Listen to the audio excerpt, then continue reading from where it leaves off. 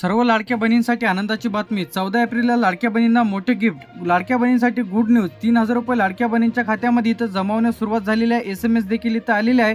तर आताच्या घडीची सर्वात मोठी अपडेट म्हणजे 14 एप्रिल निमित्त लाडक्या बहिणींना तब्बल 3000 रुपये इथं जमा होणार आहे। तर लाडक्या बहिणींसाठी इथं आनंदाची बातमी। तर आता ज्यांना कोणाला पैसे आले नसेल तर अशाने व्हिडिओ शेवटपर्यंत बघा। तर अशा प्रकारचा जो काही मेसेज आहे ते लाडक्या बहिणींच्या खात्यामध्ये पैसे जमा झाल्यानंतर इथं येत आहे। तर आता थेट पैसे लाभार्थ्यांच्या खात्यामध्ये येत आहे। पैसे आता जे की 14 एप्रिल पासून लाडक्या बहिणींना इथं जमा होणार आहेत। तर आता काहींना 14 एप्रिलला जमा होतील, काहींना 2 ते 3 दिवस इथं थोडा उशीर देखील इथं लागू शकते। तर आता ज्या ज्या लाडक्या बहिणींनी KYC केलेली आहे तर अशा लाडक्या बहिणींच्या खात्यामध्ये पैसे इथं येत आहे। तर आता यामध्ये मराठवाडा विभाग, तर आता यामध्ये छत्रपती संभाजीनगरमध्ये 3.2 लाख लाभार्थी महिलांना 960 कोटी रुपये इथं आलेले आहे आणि लाडक्या बहिणींच्या खात्यामध्ये पैसे इथं जमा होण्यास सुरुवात झालेली आहे। यानंतर इथे जालन्यामध्ये 2.1 लाख महिलांच्या खात्यामध्ये जे की इथं 630 कोटी रुपये मंजूर होऊन वाटप सुरुवात झालेली आहे। बीडमध्ये 3.5 लाख महिलांच्या खात्यामध्ये 1050 कोटी रुपयाचा निधी इथं लाडक्या बहिणींच्या खात्यामध्ये जमा होण्यास सुरुवात झालेली आहे। तर लगेच लाडक्या बहिणीनं खाते तपासायचं आहे।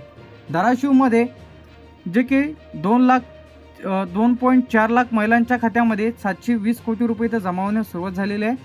लातूरमध्ये जे की इथं 2.8 लाख महिलांच्या खात्यामध्ये 840 कोटी रुपयाचा निधी मंजूर होऊन वाटपास सुरुवात। नांदेडमध्ये 3.6 लाख महिलांच्या खात्यामध्ये जे की इथं 1080 कोटी रुपयाचा वाटप इथं सुरू झालेला आहे। हिंगोलीमध्ये 1.5 लाख महिलांच्या खात्यामध्ये 450 कोटी रुपये इथं जमा। तर परभणीमध्ये 2.2 लाख महिलांच्या खात्यामध्ये 660 कोटी रुपयाचा निधी लाडक्या बहिणींच्या खात्यामध्ये जमा।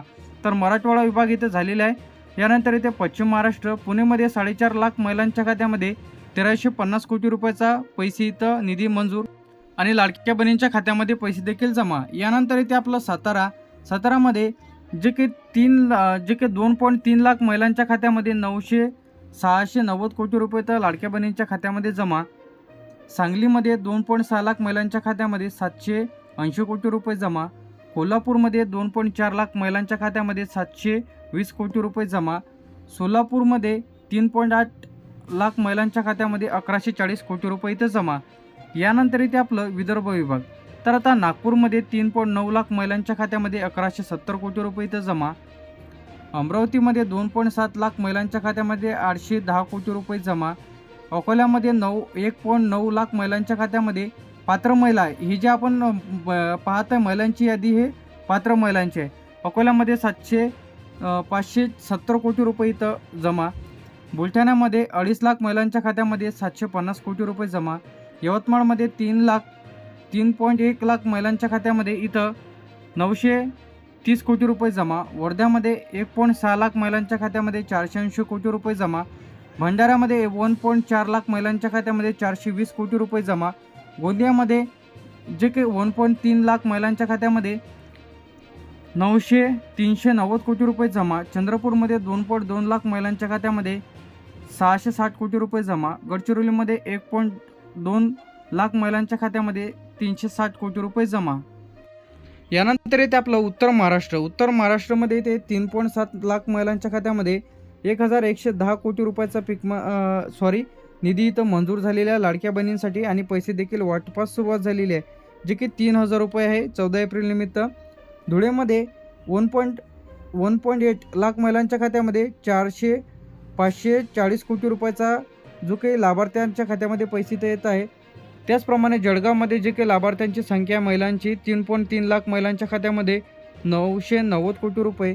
नंदुरबारमध्ये 1.7 लाख महिलांच्या खात्यामध्ये 510 कोटी रुपये जमा झालेले आहे। यानंतर येथे अहमदनगरमध्ये 4 लाख महिलांच्या खात्यामध्ये 1200 कोटी रुपये इथे जमा झालेले आहे। यानंतर इथे आपलं कोकण विभाग, मुंबई शहरमध्ये 1.2 लाख महिलांच्या खात्यामध्ये 360 कोटी रुपये जमा। मुंबई उपनगरमध्ये 2 लाख महिलांच्या खात्यामध्ये 600 कोटी रुपये जमा। ठाणेमध्ये 3.6 लाख महिलांच्या खात्यामध्ये 1080 कोटी रुपये जमा। पालघरमध्ये 2.1 लाख महिलांच्या खात्यामध्ये 630 कोटी रुपये जमा। रायगडमध्ये 1.9 लाख महिलांच्या खात्यामध्ये 570 कोटी रुपये जमा। रत्नागिरीमध्ये 1.4 लाख महिलांच्या खात्यामध्ये 420 कोटी रुपये जमा।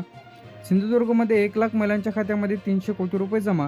तर अंदाजे जे की यामध्ये टोटल आहे आराखडा आहे यामध्ये लाभार्थ्यांची संख्या 90 ते 95 लाख महिलांच्या खात्यामध्ये 27,000 कोटी रुपयाचा निधी इथं मंजूर होऊन वाटपास सुरुवात. तर आताची घडीची सर्वात मोठी अपडेटमध्ये जे की 2 हप्ते एकत्र लाडक्या बहिणींना 1500 असे मिळून 3,000 रुपये लाडक्या बहिणींच्या खात्यात.